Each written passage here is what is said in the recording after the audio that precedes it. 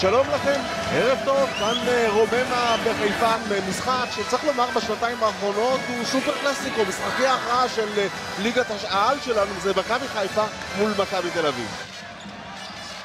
9 שניות על שעון ההתקפה, לא יאומן עיבודי הכדור. פשוט לא יאומן. לא, אבל אין נקודות מן הצד השני. מכבי חיפה עושה טעות בסיסית שמבקשת מצ'וברוביץ' לשחק בקו העונשין. אין לו מה לעשות שם, לא בקליעה, לא במסירה. בבקשה, עוד פעם הופיע בו בתוך הצבע ועוד פעם זה נגמר בסל. השחקן החם של מכבי חיפה בתקופה האחרונה, אחת למכבי חיפה, 10-9, רוז'ו עם הכדור. הופיע בו עכשיו, לוקח את הזריקה לשלוש לא עושה את זה, סל שלוש, הוא גם זורק מצוין מבחוץ. איינס הולך פנימה, אלו חיון, כדור חוזר בידיים של מכבי חיפה, יבזורי הולך לכדור חוזר ולוקח אותו. גרייבס מקבל, משתחרר לקליעה וקולע. עוד שלושה. כמובן שזה עוד שלושה. בינתיים קולמן עם הכדור, רוז'ו הולך פנימה לצ'וברוביץ'. קולמן מקבל, עכשיו גרייבס. מהלכים יפים מאוד של מכבי חיפה, עכשיו דווין סמית. היינס, והנה יבזורי חוטף לו את הכדור והולך אל הסל ויעשה נקודות, כן. 5 ליבזורי, הופיע בו.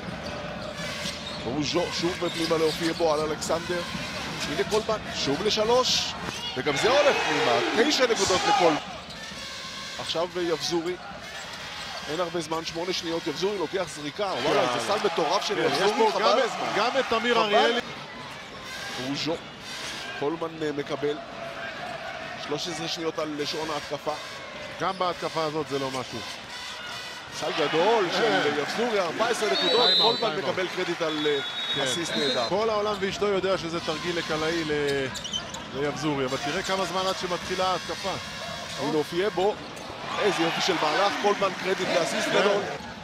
הנה אריאלי הולך פנימה להופיע בו על כהן. בוא נראה מה יעשה יופיע בו על כהן. סל ועבירה, איזה מהלך גדול. אז עד עכשיו מכבי תל אביב הביאה שמירה כפולה, אבל עכשיו היא כבר מפחדת מכיוון שחיפה עם אחוזים טובים, משאירים את ג'יי כהן לבד, ואמרנו את זה כבר, הוא אם מופיע בו לא מצליח להסתדר. אבל בוא נעשה סיכום, מכבי תל אביב לא יכולה להרשות את עצמה לקבל 87 נקודות במשחק, וזה אחרי שהקבוצה ממול אומנם סיימה עם 16 עיבודי כדור, אבל 13 מהם 12 מהם במחצית הראשונה. ואתה יודע מה? אני אתן הרבה מאוד קרדיט לרמי אדר, לעוזרים שלו ולמכבי חיפה, אבל אם זו קבוצה קצת יותר מנוסה ויותר חכמה, זה נגמר הרבה מעבר ל... תראה, מכבי משחק